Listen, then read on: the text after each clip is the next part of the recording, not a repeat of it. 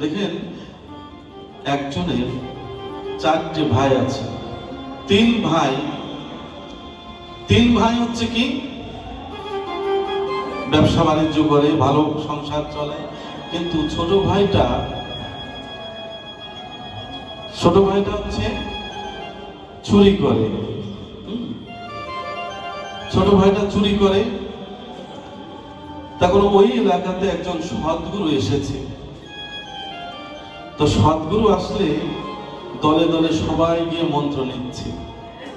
এখন ওই 3 ভাই ওই ছোট ভাইকে বলছে, দেখো ভাই, আমরা তো 3-4 ভাই, তা আমরা সবাই গুরু দীক্ষিত হয়ে আমরা পুত পবিত্র হয়ে যাব। তো তুই চল গুরুদেবের কাছে একটু মন্ত্র নিতে। তো বললো, ওই চোর ভাইটা বললো, দেখো আমি মন্ত্র নিতে পারি, কিন্তু আমি কিন্তু চুরি করা বন্ধ করতে পারবো না। মন্ত্র নিতে পারি, কিন্তু তোমার গুরুদেব বলবে যে চুরি করা বন্ধ করো, আমি কিন্তু তা পারবো না। ঠিক আছে, আমি গুরুদেবের কাছে আমি বলবো, সব খুলে বলবো। তো গুরুদেবের কাছে গিয়ে গুরুদেবের চরণে প্রণাম নিবেদন করে 3 ভাই বলছে, দেখো গুরুদেব, আমার যে ভাই আছে, আমার যে একটা ভাই আছে, ছোট্ট ভাই, সে কোনোদিনও গুরু মন্ত্র নেবে না। হ্যাঁ, বলেছে আমি চুরি করি, আমার চুরি করা যদি বন্ধ হয় আমি এই জন্য মন্ত্র নিয়ে নেব না। এখন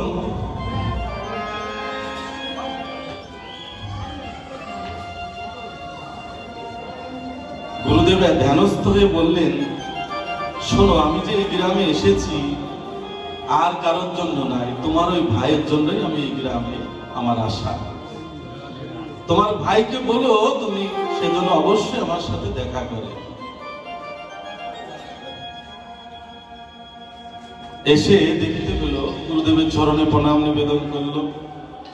বলো, দেখো, গুরুদেবের সামনে বসিয়ে রেখে অন্যান্য শিষ্য ভক্তদেরকে গুরুদেব বলছে, দেখো, তুমি আমার এই মন্ত্র নিয়ে যদি চুরি করতে যাও, ওই তালা স্পর্শ করলেই তালা খুলে যাবে। আর যদি একাদশী থেকে যদি কেউ এই মন্ত্র জপ করে, সে যদি 1000 অন্যায় করে, তাকে কেউ দেখবে না। এখন ওই চোরটা পাশে বসে মনে মনে চিন্তা করছে, গুরুদেব, তাড়াতাড়ি করে গুরুদেবের চরণে লোটায় ফিরে বলছে, গুরুদেব, আমাকে কিন্তু আগে দিতে হবে, ওদের দিতে দিতে যদি আমার কম পড়ে যায়, আমাকে কিন্তু মন্ত্রটা আগে দিতে হবে। তো বলে, স্নান করে আসো। স্নান করে আসলে শুদ্ধ মন্ত্র জপ ধ্যান দিয়েছেন, গুরু কৃপা করেছেন। বলেছে, শোন, প্রতিদিন স্নান করে, তো চুরি করা নিষেধ নেই, প্রতিদিন স্নান করে তুই প্রতিদিন তিলক মালা করবি, দাদার সঙ্গে তিলক রচনা করবি, প্রতিদিন তুই গিরিধারী গোপালকে সেবা দিবি, হ্যাঁ, রাধা মাধবকে সেবা দিবি, হ্যাঁ। আর একাদশীর দিন তুই যদি সেবা করিস, একাদশীতে যদি গোবিন্দ সেবা করিস, হ্যাঁ, একাদশীর থেকে যদি তুই চুরি করতে যাস, তুই যে কোনো তালা স্পর্শ করলে আপনি খুলে যাবে। বিশ্বাস মিলাই বস্তু তোয়ারকে বহুদূর। আমরা মন্ত্র নেই ঠিকই, গুরু আশ্রিত হই ঠিকই, আমি সারা পৃথিবী ঘোরাম অধম, অনেক অনেক জায়গায় যাই, বলে কি বাবা, কি যে মন্ত্র নিয়েছি মনে নেই, তোমার গুরুদেবের নাম কি, কি যে নাম সেটাও ভুলে গিয়েছে। গুরু যে নাম দিয়েছে সেটাও ভুলেছে, গুরুদেবের নাম কি সেটাও আমরা ভুলে গেছি। এখন ওই চোরটা, তার বিশ্বাস, এই বিশ্বাসের জোরে প্রতিদিন সকালে ঘুম থেকে উঠে 16 মালা জপ করে, রাধা গোবিন্দের বাল্য ভোগ দেয়, সেবা দেয়, আবার তিলক মালা পরে বাজার করতে যায়, আবার রাত্রি হলে চুরি করে। এখন এই চুরি করার পর সকাল হলে বাজারে গিয়ে দেখলে এই স্বর্ণের দোকান আজকে চুরি হয়েছে। সবাই জানে যে তো আন্তর্জাতিক খ্যাতি সম্পন্ন চোর, সবাই জানে, এই চোরকে চেনে। তো বলে, তুমি কি চুরি করেছো? বলছে, হ্যাঁ, আমি চুরি করেছি। বলে, না, তুই চুরি করতে পারিস না, কারণ তুই তো এখন গুরু কৃপা লাভ করে, তুই তো তিলক মালা পরিধান করে, তুই 1000 বললে আমরা বিশ্বাস করি না, বাহির থেকে হয়তো কোথাও কেউ চুরি করেছে। তো বসে বসে ওরকম ভাবে কি ব্যাপার, আমি চুরি করলাম কিন্তু আমাকে কেউ দোষী করে না, কারণটা কি, দোষ কেন রাখে না? এ কি গুরু কৃপা হচ্ছে নাকি? দেখেন, গুরু কৃপা হলে জগতে কৃষ্ণ কৃপা হয়। গুরু যদি কৃপা না করে, আপনার মন্ত্র না দিত, আপনার এই শ্মশান তুল্য দেহ ফুলের বাগান করে দিয়েছে কে? পরম গুরুদেব কৃপা করে আপনার এই শ্মশান তুল্য দেহ ফুলের বাগান করে দিয়েছে। গুরু ঋণ কেউ কেউ শোধ করতে পারে গো? পারে না, কেউ কোনোদিন শোধ করতে পারে না। এখন একাদশী থেকে ওরকম চুরি করে, কোন তালা যদি স্পর্শ করে আপনা আপনি খুলে যায়। এইভাবে বেশ কিছুদিন চলছে। মনে করেন এই এলাকায় কোনো বাড়িতে চুরি করা তার মানে সব বাড়িতে সে চুরি করেছে, কোনো বাড়ি বাদ নেই। মনে করলো যে আজকে চুরি করতে যাব, হচ্ছে একটু দূরে, দেখা যাচ্ছে 10 কিলোমিটার দূরে একটা গ্রাম, ওখানে চুরি করতে যাব। দুপুর বেলা খেয়ে, তখনকার দিনে হাঁটা পথ, ঘোড়ার গাড়ি গরুর গাড়ি তখনকার দিনে ছিল। তো হাঁটতে হাঁটতে হাঁটতে হাঁটতে ও চোর বলে কোনো গাড়িতে উঠায় না, কারণ টাকা পয়সা তো দেয় না, ওকে কোনো গাড়িতে উঠায় না। হেঁটে হেঁটে হেঁটে হেঁটে যেতে যেতে যে বাড়িতে চুরি করবে সেই বাড়িতে পৌঁছাতে রাত্রি 3টে বেজে গেছে। এত দূরের রাস্তা। দেখুন, আগেকার দিনে মানুষের মাটির ঘর ছিল, আপনারা নিশ্চয়ই জানেন। মাটির ঘর ছিল, মাটির দেওয়াল, মাটির ঘর।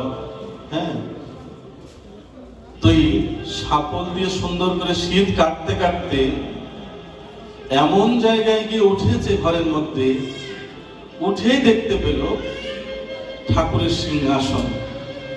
আমার রাধা মাধব গোপালকে শয়ন করে রেখেছে। গৃহস্থ ভক্ত তো, মঙ্গল আরতি করবে বলে পঞ্চপ্রদীপ সাজানো আছে, আবার ধূপ দ্বীপ সব রেডি করা আছে, যে ভোর রাত্রিতে ঠাকুরের মঙ্গল আরতি করে। ওখানে কি উঠে গৃহস্থ ভক্ত তো, ধুতি আছে, তার জপের মালা আছে। তো চোরটা ভাবলো, হাই রে, আজকে তো গুরুকর্ম করি নাই। গুরুদেব বলেছিলেন যে সকাল সন্ধ্যা তুই চুরি করিস, অসুবিধা নেই, কিন্তু সকাল সন্ধ্যা এই গুরু মন্ত্র না করে তুই কখনো চুরি করবি না।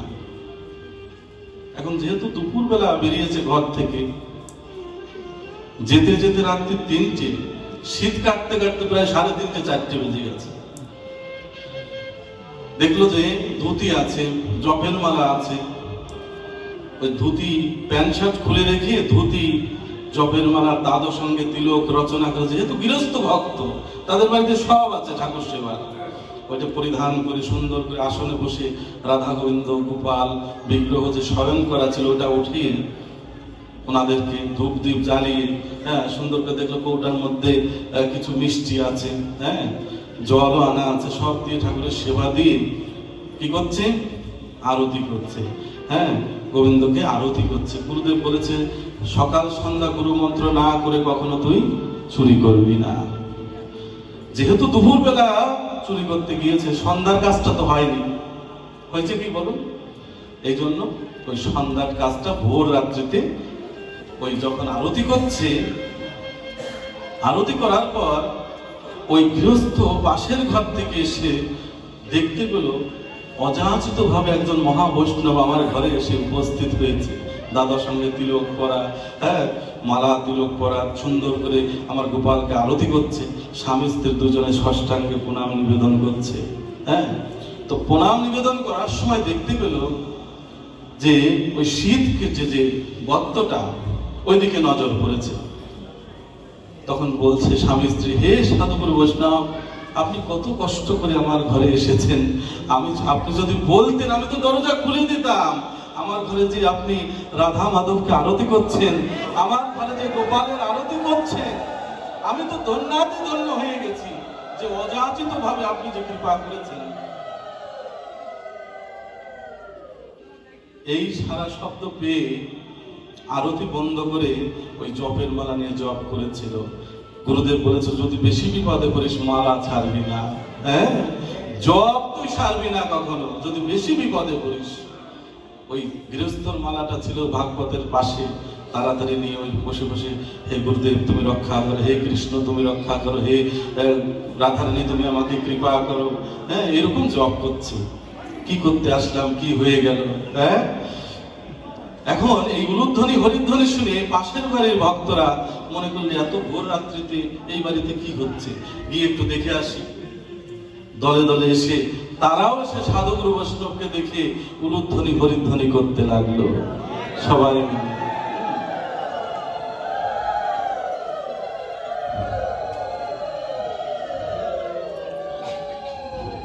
যখন উলুধ্বনি হরিধ্বনি করতে লাগলো,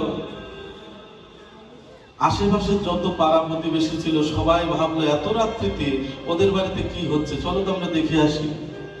সবাই যখন এসে দেখলো একজন সাধুগুরু বৈষ্ণব বসে বসে কৃষ্ণ নাম করছে, হ্যাঁ, সবাই করজোরে প্রার্থনা করলো, হে সাধুগুরু বৈষ্ণব, শুধু এই বাড়িতে কৃপা করলে হবে না, চরণ ধুলি দিলে হবে না, আমাদের প্রত্যেক বাড়িতে আপনার চরণ ধুলি দিতে হবে। হ্যাঁ, ভক্ত উপাখ্যান কেন আলোচনা করা হয়? আমাদের মধ্যে চৈতন্য জাগানোর জন্য, যে ভক্ত চুরি করেও যদি গোবিন্দ লাভ করতে পারে, হ্যাঁ, সে যেভাবে গোবিন্দ কৃপা লাভ করলো, আমি যদি সেরকম করে কাজ করে ভক্তি করে সেবা করে আমি যদি গোবিন্দ লাভ করতে পারি, এরকম ভক্ত সঙ্গে মহিমা আমরা সাধন করি, সবাই আলোচনা করি। তো দেখুন, ওই চোরটা মনে মনে চিন্তা করলো, যা ঘরের থেকে বের হয়ে ওই দল বলের মধ্য থেকে যে কোনো ভাবে একদিকে আমি পালিয়ে যাব। এখন প্রত্যেক বাড়ি যাচ্ছে, যত সদস্য আছে ভক্তবৃন্দ সবাই জেগে উঠে ওই দলে যোগ দিচ্ছে, হরিনামের দলে যোগ দিচ্ছে। আর ওই চোরটা বারে বারে একটু সাইড করে লোকের আড়াল হতে চাইছে, কিন্তু সব ভক্তরা হাতে হাত ধরাধরি করে গোল হয়ে কীর্তন করছে, হরিনাম করছে, বলছে দেখো সাধু বাবা কৃপা করে মাঝখানে আসুন, আপনি ছাইরে হচ্ছেন কেন? হ্যাঁ, এইরকম প্রত্যেক পাড়ায় পাড়ায় কীর্তনাম করতে, কৃষ্ণ নাম করতে করতে দেখেন ভোর হয়ে গেল। সবাই মনে করলো যে আমাদের গ্রামে তো কোনোদিন সাধুগুরু বৈষ্ণবের আগমন ঘটেনি। দেখুন, সাধুগুরু বৈষ্ণব যদি আপনার গৃহে কোনোদিন না আসে, আপনার গৃহ সেটা গৃহ হয় না, হ্যাঁ, পবিত্র হয় না। কারণ দেখেন, আপনি যতই কৃষ্ণ ভক্ত হন না কেন, রুহিদাসের নাম শুনেছেন? রুহিদাস বৃদ্ধকালে গোবিন্দের কাছে প্রার্থনা করতো, জুতো সেলাই করতো বসে বসে, আর ভাবতো, হে গোবিন্দ, আমার এর থেকে নিকৃষ্ট জন্ম দিও পরবর্তীতে, তাতে আমার দুঃখ নাই, কিন্তু আমার মনে একটা বড় বাসনা রয়ে গেল প্রভু। সেই বাসনাটা কি? আমি মুছি বলে আমার গৃহে কোনো সাধুগুরু বৈষ্ণব আগমন ঘটেনি, আমার ঘরে কোনো সাধুগুরু বৈষ্ণবের চরণ ধুলি পড়েনি। শাস্ত্র বলে, মুচি হয়েও শুচি হয় যদি কৃষ্ণ ভজে, আর শুচি হয়েও মুচি হয় যদি কৃষ্ণ ত্যাজে। হ্যাঁ, আপনার যে কুলেই জন্ম হোক না কেন, আপনি যদি গোবিন্দ ভক্ত হন, গোবিন্দের সাথে সম্বন্ধ স্থাপন করতে পারেন, আপনি ধন্যাতি ধন্য হয়ে গেলেন। রুহিদাসের মনোবাসনা কিন্তু ভগবান অন্তর্যামী তিনি পূরণ করেছিলেন অর্জুনকে পাঠিয়ে। অর্জুন যখন কুরুক্ষেত্র যুদ্ধের পর সুখ পাচ্ছিল না, অন্তরে সুখ আসছিল না, ভগবানকে বলল, প্রভু আমি তো সুখ পাচ্ছি না, কিন্তু কি করলে সুখ পাবো? বলেছিল, বৈষ্ণব সেবার আয়োজন করো, ভক্তদের সেবার আয়োজন করো। বৈষ্ণব কে?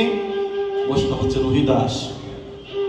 তুমি গিয়ে ওর বাড়িতে গিয়ে নিমন্ত্রণ করে ওকে নিয়ে আসো। দেখেন, অর্জুন যখন রুহিদাসের বাড়িতে উপস্থিত হলেন, রুহিদাস কি করলেন? ভগবানের কাছের মানুষকে পেয়ে একটা চামড়ার বাটিতে তেল দিয়েছিল, যে হে অর্জুন, তুমি একটু স্নান করে আসো, আমি তোমার জন্য একটু প্রসাদ দেবো, হ্যাঁ, তুমি সেবা করতে হবে তোমাকে। অর্জুন মনে করলো, আমি রাজ পরিবারের সন্তান, আমি চামড়ার বাটিতে একটু তেল, এটা আমি অঙ্গে মাখবো কি করে? তবুও ভগবানের আদেশ অনুসারে সে কিন্তু অঙ্গে মেখেছিল। যখন ডুব দিয়েছিল গঙ্গায়, রহিদাসের ঘাটে যখন ডুব দিয়েছিল, দেখতে পেয়েছিল মকরবাহী মা গঙ্গাকে। মা গঙ্গা বলল, দেখো অর্জুন, আমি একাই নই, আর একবার ডুব দিয়ে দেখো। আর একবার ডুব দিয়ে দেখলেন শিব শম্ভু আর মা জগৎজননী বসে আছেন। আর কৈলাসপতি শিব শম্ভু বললেন, আমরাই না শুধু, হে অর্জুন আর একবার ডুব দাও। আর একবার ডুব দিয়ে দেখলেন ওই রহিদাসের ওই চামড়া ভেজানো জলের মধ্যে রাধা কৃষ্ণ যুগল হয়ে দাঁড়িয়ে আছে।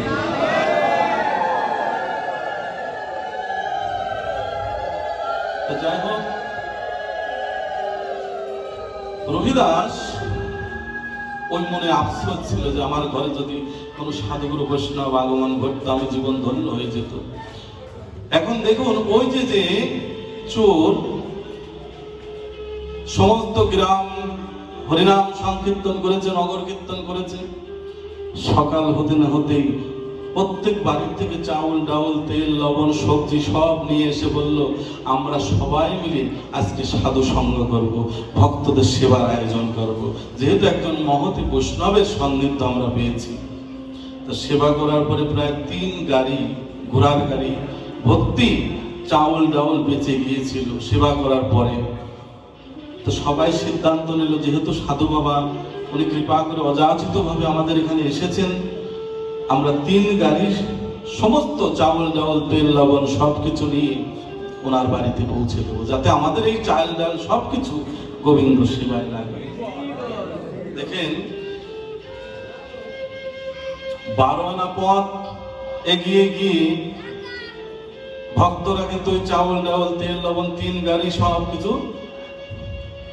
নিয়ে যাচ্ছিল সেই চোরের বাড়িতে। চোর ভাবলো, আমি যে চোর, এরা যদি জানতে পারে, তাহলে আমাদের গ্রামে গিয়ে যদি জানতে পারে যে আমি চোর, তাহলে কিন্তু আমার এইগুলো তো নেবেই নেবে, আরো আমাকে, আমার কপালে কষ্ট আছে, তাই তো। তো সবাইকে বললো, দেখুন আমি যেতে পারবো, এই চাউল ডাউল যা আছে আমাকে দিয়ে দিন, আমি একাই যেতে পারবো। ঠিক আছে। এত কিছু নিয়ে যখন তার বাড়িতে পৌঁছে গেল, ওই যে 3 ভাই, তখনকার দিনে অভাব ছিল, তখনকার দিনে অভাবই ছিল মানুষ। 3 ভাই মনে ওই সব সম্পদ গুলো দেখে, চাউল ডাউল তেল লবণ সবজি, টাকা পয়সা দেখে লোভ হয়ে গেল, যে কোথার থেকে ডাকাতি করে নিয়ে এসেছে, কোথার থেকে চুরি করে এনেছে, ওকে ভাগ দেওয়া যাবে না। 3 গাড়ি যেহেতু, আমরা তো 4 ভাই, ওর কোনো কিছু দেওয়া যাবে না, কারণ ও আবার কয়দিন পরে চুরি করতে গেলে এর থেকে আরো বেশি কিছু আনতে পারবে। সবাই মিলে যুক্তি পরামর্শ করে 3 ভাই মিলে ওকে অন্ধ করে দিল। নদীর ঘাটে নিয়ে গিয়ে চোখ অন্ধ করে দিয়েছিল মেরে। আর নদীতে যে নৌকাটা ছিল, অনেক পার ঘাটে নৌকা থাকে না বাঁধা, ওর মধ্যে ওই ছোট ভাইকে রেখে নৌকাটা ছেড়ে দিয়েছিল। ভাসতে ভাসতে ভাসতে ভাসতে ওই নৌকাটা, ওই যে ওর গুরুদেব সিদ্ধ মহাত্মা, উনি ভোর রাত্রিতে উনি স্নান করেন, ব্রহ্ম মধ্যে স্নান করেন ওই নদীতে গঙ্গায়। তো যখন উনি স্নান করছেন, দেখতে পেলেন একটা নৌকার মধ্যে কে যেন সারা গায়ে রক্ত, অন্ধ চোখ দিয়ে রক্ত ঝরছে, ভাসতে ভাসতে ওই পথ দিয়ে যাচ্ছে, ওই নদী পথ দিয়ে।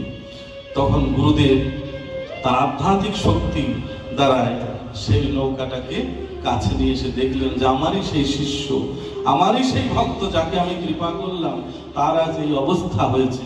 গুরুদেব সুন্দর করে তাকে যত্ন করে তার আশ্রমে নিয়ে গেল। আশ্রমে নিয়ে গিয়ে গুরুদেব সব কিছু বিস্তারিত ওর কাছ থেকে শুনলো, যে কারণটা কি, তোকে এই অবস্থা কারণটা কি। তো গুরুদেবকে ওই শিষ্য বলল, হে গুরুদেব,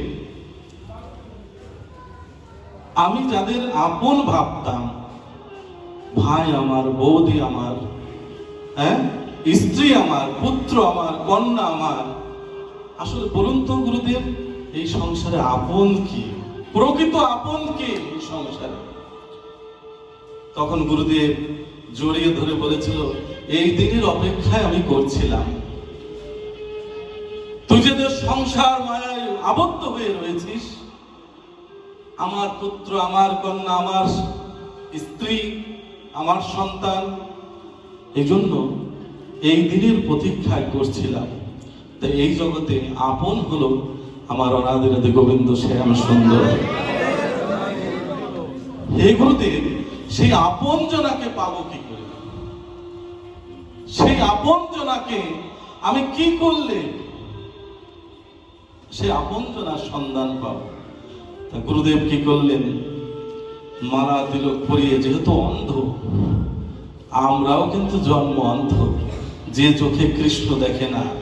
হ্যাঁ, হয়তো দুদিনের পোশাক ভোজি হয়ে আমরা, নিরামিষ ভোজি হয়ে আমরা মনে করছি, বিশেষ করে আমি মনে করছি, আপনারা অনেক শুদ্ধ বৈষ্ণব, যে আমি কি হলাম, আমি পরম বৈষ্ণব, আমি পরম ভক্ত। হ্যাঁ, কিন্তু দেখেন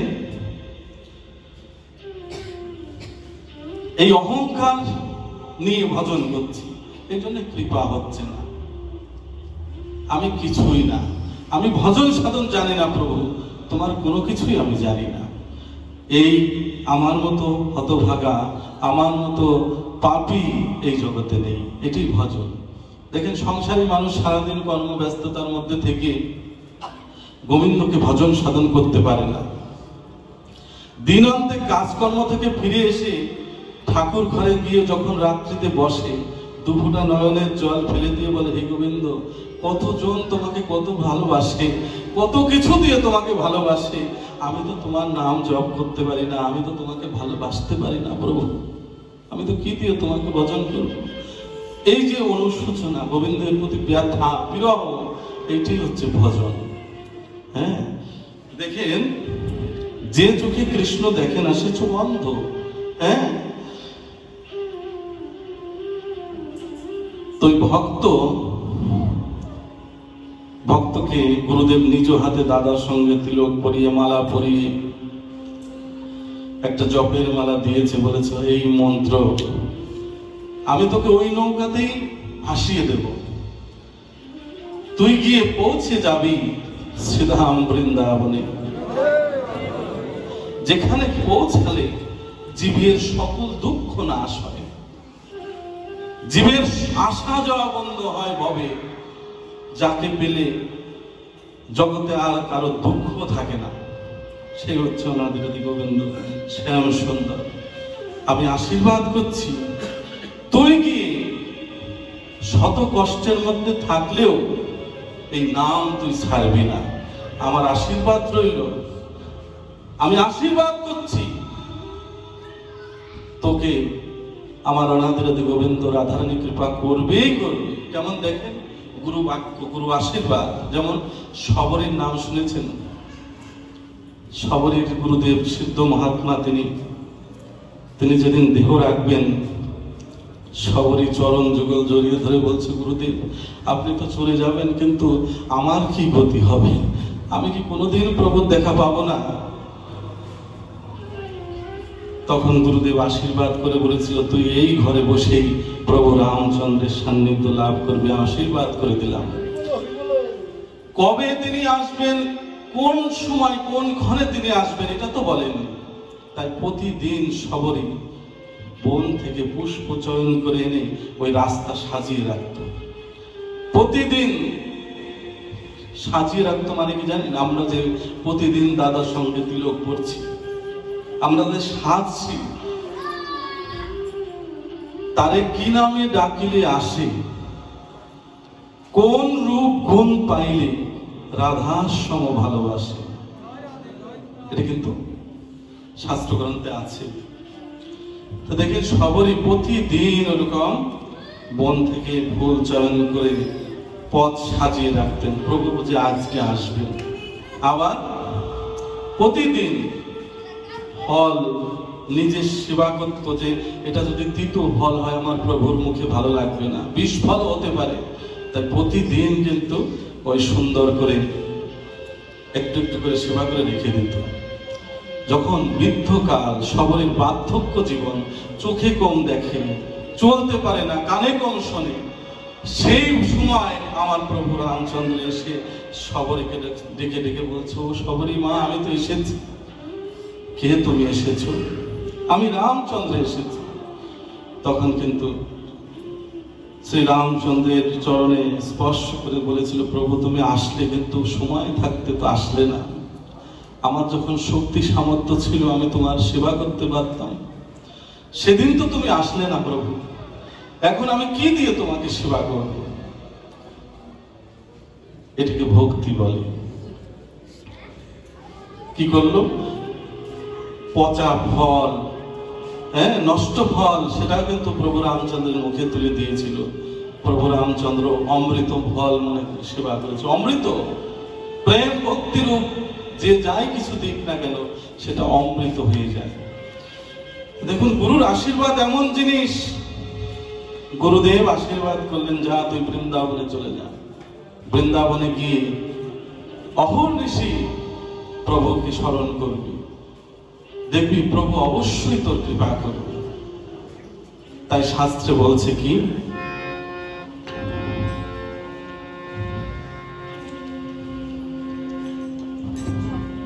আমি কবে যাব এই বিষয় ছেড়ে, মধুর বৃন্দাবন।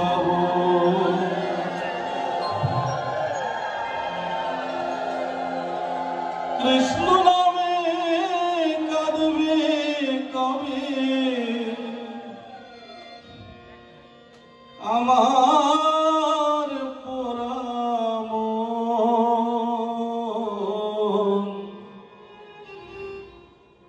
আমি কবে যাব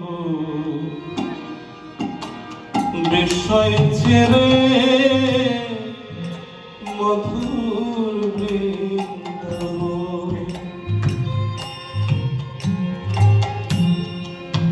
কৃষ্ণ নামে কাঁদবে কবে আমার পুরা মন।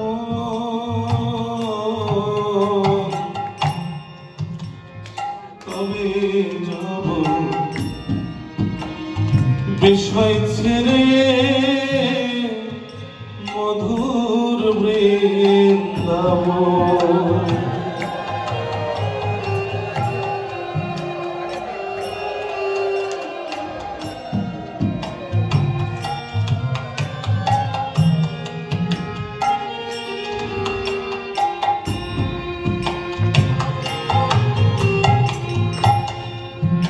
কৃষ্ণ নামে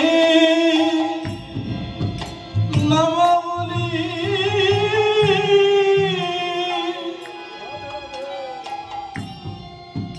পূর্ব কবি গায়।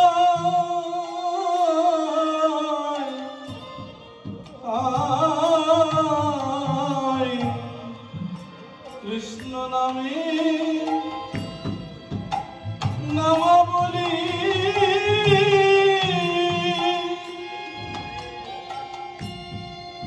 পূর্ব কবে গাই।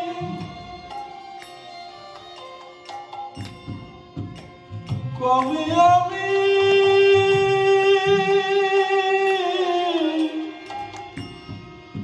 প্রাণ জুড়াব গিয়ে মথুরা।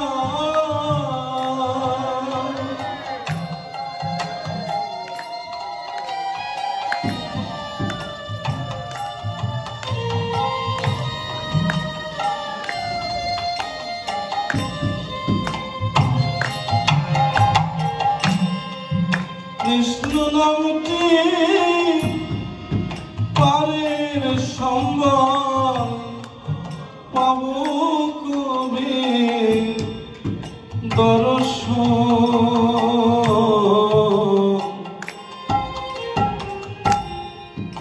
কবে যাব বিষয় ছেড়ে, মধুর বৃন্দাবন।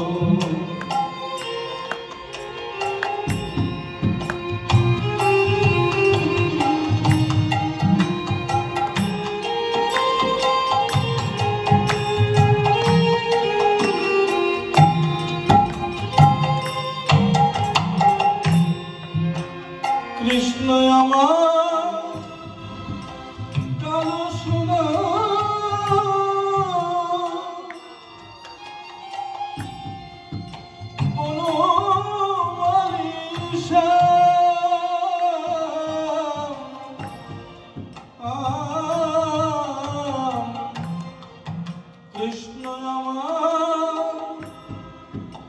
কালো সোনা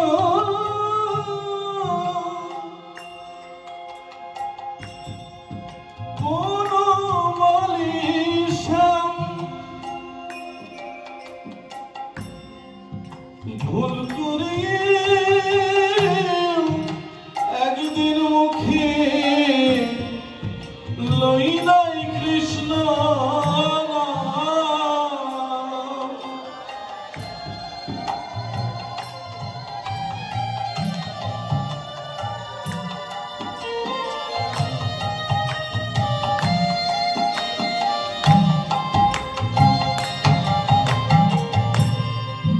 ভুল করে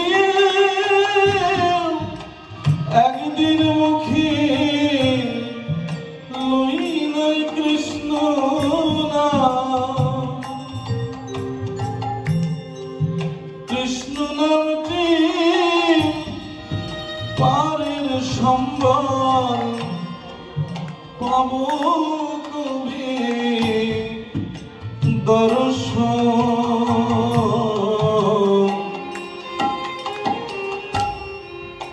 কবে যাব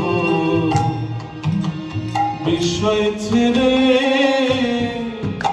মধুর বৃন্দাবন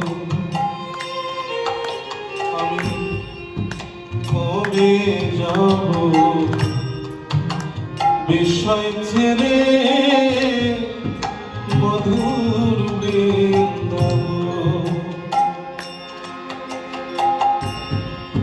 কৃষ্ণ নামে কাঁদবে কবে আমার পোড়া মন কবে যাব বিষয় ছেড়ে মধুর বৃন্দাবন কবে যাব বিষয় ছেড়ে মধুর বৃন্দাবন কবে যাব বিষয় ছেড়ে মধুর বৃন্দাবন।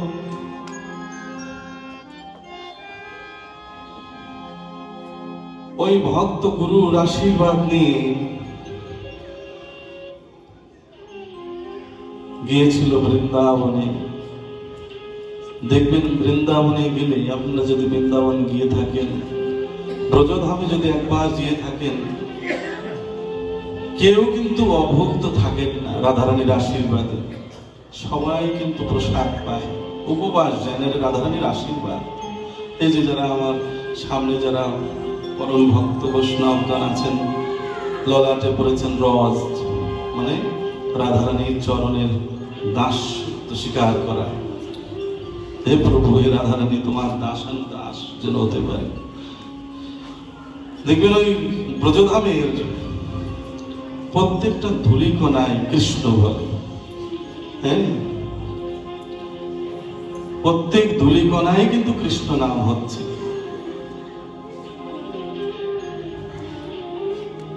ব্রহ্মা বলেছিল, প্রভু কীট পোকামাকড় জন্ম কি, মনুষ্য জন্ম কি, পশুকুলেও যদি আমার জন্ম না দাও, হ্যাঁ, ব্রজধামের গুল্মলতা হয়ে আমাকে জন্ম দিও। যেন বৃন্দাবনের ব্রজধামে যে গুল্মলতা হয়ে আমি যে জন্ম নেব, যত ভক্তবৃন্দ রাধে রাধে বলতে বলতে ব্রজধামের পথে পথে যেতে হবে, সেই ব্রজধামের সমস্ত ভক্তদের চরণ ধরে আমি অঙ্গে মাখব। দেখেন, অনেক অনেক আপনারা যারা গিয়েছেন ব্রজধামে, আমি তো অধম নারাধম পামর। দেখেন, গাভীগুলো সারাদিন রাস্তার পাশ দিয়ে পড়ে থাকে। আমি এক বাবাকে জিজ্ঞেস করেছিলাম, এক বাবাজিকে, আচ্ছা বাবা, এই যে ব্রজধামে এদের গলায় দড়ি নেই এবং এদের কি কোনো মালিক নেই।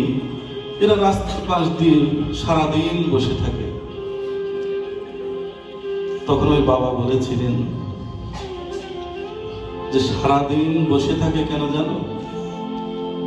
এই ব্রজধামে সারাদিন ওরা বসে থাকে কেন?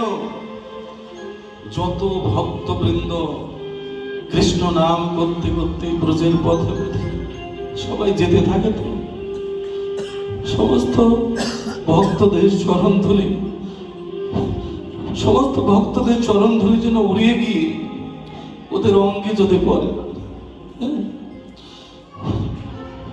শাস্ত্রে বলে কি, আমার হতে আমার নাম বড়, নাম হতে আমার ভক্ত বড়, ভক্ত হতে ভক্তের চরণ ধুলি হচ্ছে আরো বড়। এই জন্য ওই গাভীগুলোতে ওই বাবা বলেছিল সারাদিন প্রতীক্ষা করে এই ব্রজের পথ দিয়ে কত সাধুগুরু বৈষ্ণব, কত সাধুগুরু বৈষ্ণব এই পথ দিয়ে যাবেন, ওনাদের চরণ ধুলি যেন আমাদের অঙ্গে লাগে। আমি তারপরেও জিজ্ঞেস করেছিলাম এরা যে রাত্রিতেও এরকম শুয়ে থাকে কেন? রাত্রিতেও ওদের কি মালিক নেই, ঘর নেই? রাত্রিতেও এরকম পড়ে থাকে কেন? তো ওই বাবাজি বলেছিলেন সারাদিন ভর ভক্তদের চরণ ধুলি অঙ্গে মাখে, রাত্রিতে প্রতীক্ষা করে চেয়ে থাকে এই পথ দিয়ে কবে আমার ওনাদের কবে তিনি আসবেন, কবে তিনি আসবেন। দেখেন ভগবান শ্রীকৃষ্ণ উদ্ধবকে যখন পাঠিয়েছিলেন ব্রজধামে, উদ্ধব মনে মনে চিন্তা করতেন আমার মতো পরম ভক্তি জগতে কেউ নেই। উদ্ধব ভগবানের প্রসাদী পোশাক গ্রহণ করত, পরিধান করত। উদ্ধব রাস বেশ পরিধান করত। ভগবান শ্রীকৃষ্ণ বললেন যে আমার ব্রজধামে গিয়ে দেখে আসো, আমার ব্রজগোপীগণ, ব্রজাঙ্গনাগণ তারা কেমন আছে, তাদের ভক্তি কি। ভগবান শ্রীকৃষ্ণ মনে করলেন হে উদ্ধব, তুমি মনে মনে চিন্তা করছো তোমার মতো পরম ভক্ত এই জগতে আর কেউ নেই। তুমি ব্রজধামের ব্রজবাসীদের ভক্তি তোমাকে দেখতে হবে। তাই উদ্ধবকে যখন ব্রজধামে পাঠালেন, এসে দেখলেন অনেক অনেক গোমাতাগণ, তাদের মুখের সামনে অনেক ঘাস আছে, শুকিয়ে গেছে। ওই গাভীগুলো কেউ আর ওই ঘাস খায় না। তাদের নয়ন শুধু হা কৃষ্ণ কৃষ্ণ হারানোর বেদনা। শোক শাড়ির মতো সেই ছোট্ট পাখি, তারাও প্রতিজ্ঞাবদ্ধ হয়েছিল যে যতদিন না আমার অনাদিরাদি গোবিন্দ না আসবে আমরা চোখ খুলব না। কি অনুরাগের কথা, কি ভালোবাসার কথা। আবার দেখেন যশোমতী মা, তিনিও কিন্তু নবনীর বাটি হাতে নিয়ে এ ঘর ও ঘর ঘুরছে যে আমার গোপাল তো লুকোচুরি খেলে, আজও বুঝি আমার গোপাল এই ঘরে আছে। এই যে মাধুর্যময় ব্রজধাম,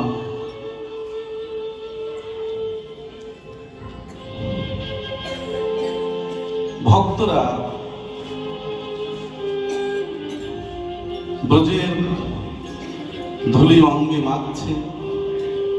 কত অনুরাগী ভক্তগণ ব্রজধাম পরিক্রমা করছে, ব্রজের পথে পথে হা কৃষ্ণ জয় রাধে বলে কেঁদে কেঁদে যাচ্ছে। দেখুন সেই ব্রজধামে পৌঁছে গেল ওই গুরু ভক্ত, সেই অন্ধ চোরটা। পৌঁছে যাওয়ার পর ওই নৌকাটাকে যমুনার একটা চরে বেঁধেছে।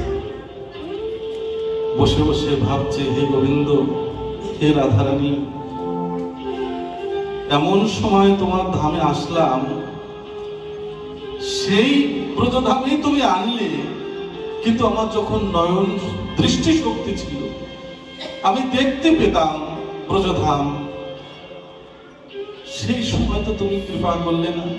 হ্যাঁ, তো বসে বসে কাঁদছে যে ব্রজধামে আসলাম, ব্রজধাম কেমন দেখতে, হ্যাঁ আমার ভাগ্য হলো না। বসে বসে কাঁদছেন আর হরিনাম করেই চলেছেন, হরিনাম করেছে। যে অন্ধ তার কাছে দিন রাত সমান, যে অন্ধ তার কাছে হচ্ছে রাত দিন সমান। তা কেঁদে কেঁদে ভগবানকে ডাকছে, হে গোবিন্দ, তোমার কি কৃপা হবে না, তোমার কি করুণা হবে না? কেঁদে কেঁদে আকুল হয়ে ব্যাকুল হয়ে হা কৃষ্ণ হা রাধারানী বলে কাঁদছে। শাস্ত্রে বলে আমি সব সইতে পারি, কিন্তু ভক্তের চোখের অশ্রু জল আমি সইতে পারি না। আর আপনার যদি সেই কৃষ্ণ প্রেমের অশ্রু জল আপনার না থাকে, কৃষ্ণ প্রেমের অশ্রু জল যদি আপনার মধ্যে না থাকে, আপনার সাধন ভজন হচ্ছে না। ভাববেন, দেখুন কেঁদে কেঁদে ভগবানকে ডাকছেন, আর এদিকে ভগবান শ্রীকৃষ্ণকে শ্রীমতী রাধারানী বললেন, দেখো ওই ভক্তকে তুমি যদি কৃপা না করো, হ্যাঁ তাহলে তো হবে না, তুমি কৃপা করো। শ্রীমতী রাধারানী কি করলেন, গোবিন্দকে বললেন, প্রভু চল আমরা দুজনে গিয়ে ওই ভক্তকে কৃপা করে আসি। যখন ওই নৌকার উপরে সে শ্রীমতী রাধারানী আর অনাদিরাদি গোবিন্দ যুগল হয়ে দাঁড়ালেন, দাঁড়ানোর পরে ভক্তের অশ্রু জল শ্রীমতী রাধারানী নিজের অঞ্চল দিয়ে মুছিয়ে দিয়েছিল। রাধারানীর শ্রীহস্তের পরশে ওই অন্ধ চোখ দৃষ্টি শক্তি ফিরে পেল।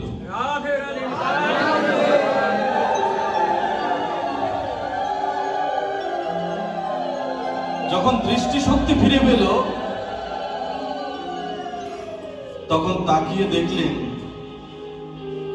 যুগল হয়ে আমার অনাদিরাদি গোবিন্দ শ্যাম সুন্দর শ্রীমতী রাধারানী যুগল হয়ে দাঁড়িয়ে আছেন। যুগল চরণে প্রণাম নিবেদন করে, ষষ্ঠাঙ্গে প্রণাম নিবেদন করে কাঁদছে যে, হে প্রভু, তোমার চরণে ধুলি কণা করে রেখো। ভগবান শ্রীকৃষ্ণ ভক্তকে বলবে, কি চাও তুমি কি চাও? প্রকৃত যারা ভক্ত তারা গোবিন্দের কাছে এই পার্থিব জগতের কোনো কিছু আশা করেন না। দেখেন আপনাদের যারা শুদ্ধ ভক্ত, আপনারা এসেছেন কৃপা করে, দেখেন আপনাদের কি ত্যাগ, ললাটে তিলক করেছেন, কণ্ঠে তুলসী মালা হ্যাঁ পরিধান করে এসেছেন, ভালোবাসার মানুষের কথা শ্রবণ করতে এসেছেন।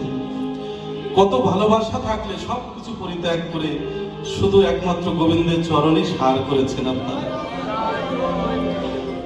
তাই সেই ভক্ত গোবিন্দের কাছে একটাই প্রার্থনা করছে, হে গোবিন্দ, এই পার্থিব জগতের ধন ঐশ্বর্য তো আমার জীবনের সাথী হবে না, শেষের দিনের সাথী হবে কখনো?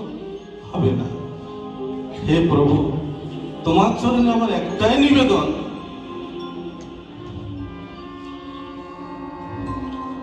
তুমি সেদিন আমার বান্ধব হয়ো,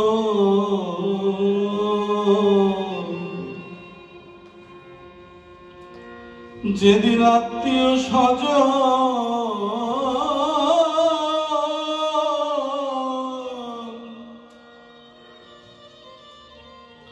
শেষের বিদায় দিবি,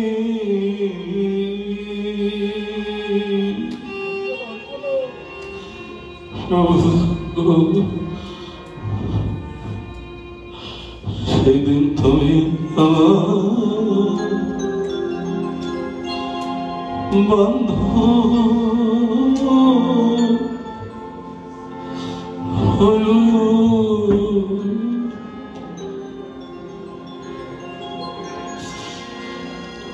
যেদিন আত্মীয় স্বজন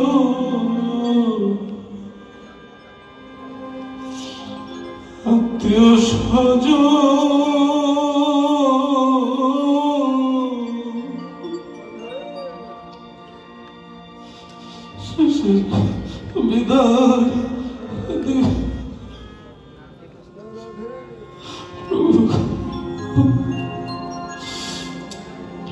সেদিন তুমি আমার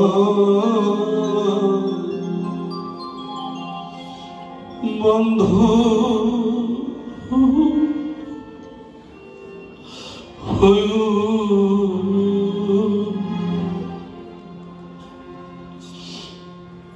আমি কত জন্মে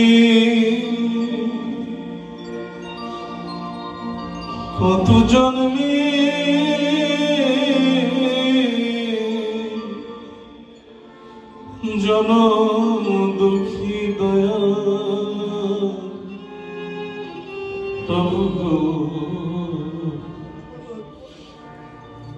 সেদিন তুমি আমার বন্ধু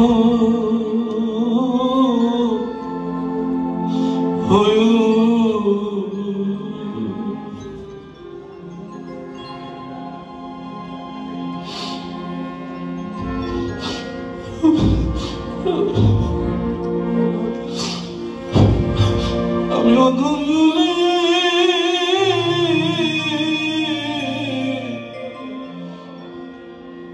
দূরে ফেল না দয়া প্রভু সেদিন তুমি আমার বন্ধু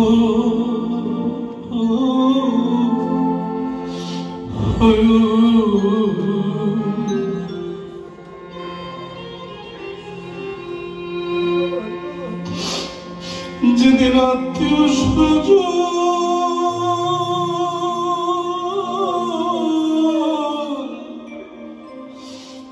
শেষের বিদায় দিবে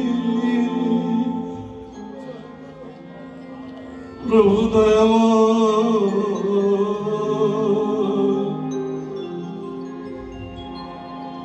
সেদিন তুমি আমার বন্ধু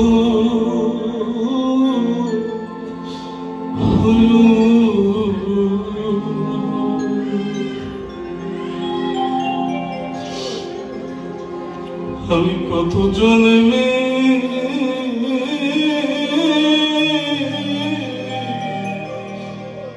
জনম দুঃখী দয়া প্রভু সেদিন তুমি আমার বন্ধু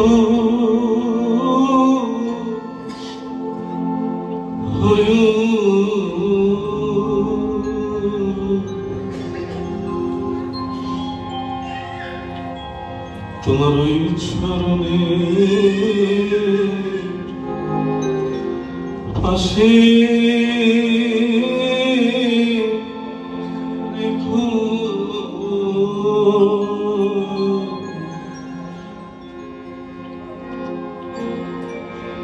শুধু জন্মে না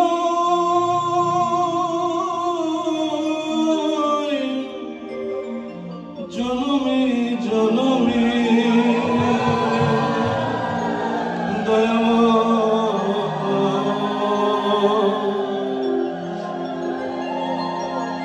তুমি চরণে পাশে রেখো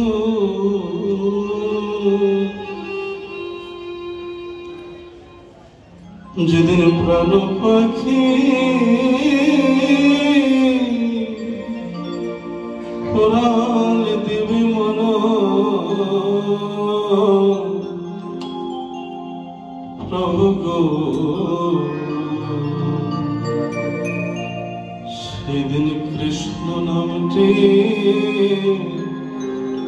এই কর্ণে দিও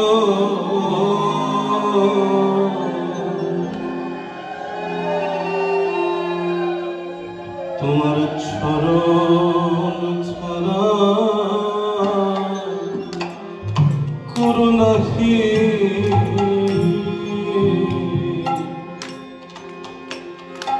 শুধু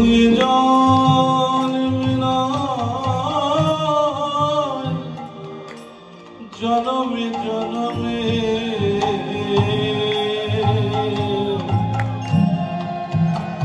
আমি ওই চরণে অভিলাষী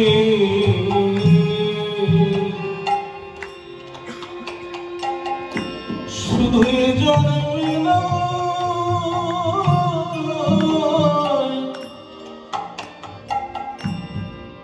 জনমে জনমে প্রভু গো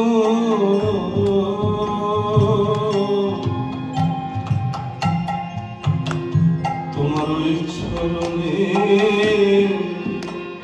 অভিলাষী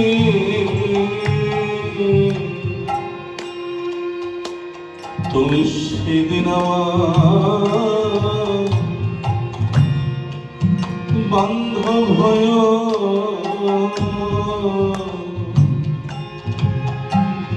যেদিন আত্মীয়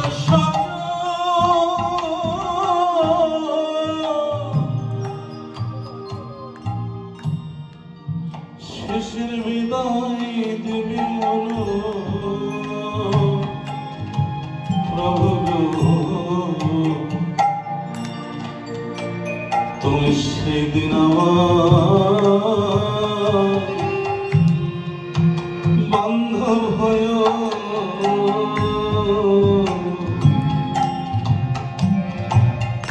তোমার চরণ ছাড়া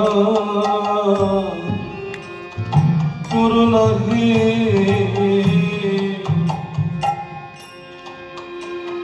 শুধু জন্মে না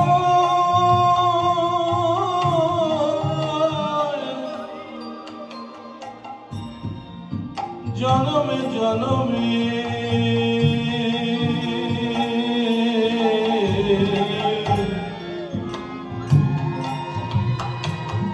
তোমার ওই চরণে অভিলাষী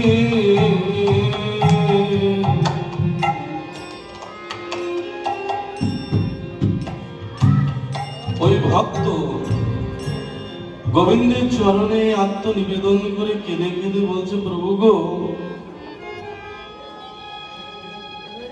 কেঁদে কেঁদে গোবিন্দের চরণে আত্মনিবেদন করছে ভগবান শ্রীকৃষ্ণ রাধারানী ভক্তকে আশীর্বাদ করছে হে ভক্ত